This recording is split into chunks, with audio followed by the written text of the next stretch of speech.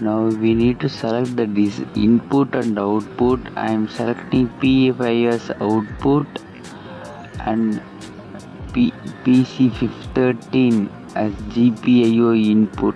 First you need to mark it, and you need, if you click, you can select the options like input, output and input.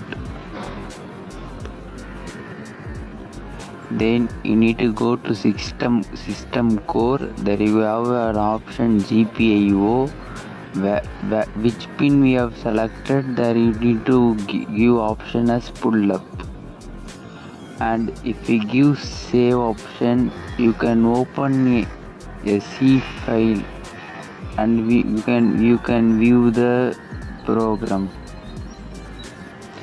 Yes, now this is the program for this experiment.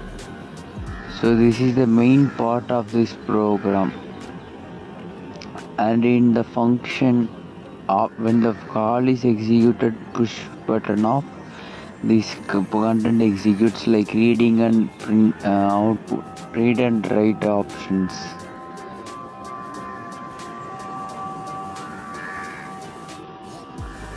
So these are the program for this experiment. And in Proteus we have given that circuit diagram. Sorry, there you need to give resistor for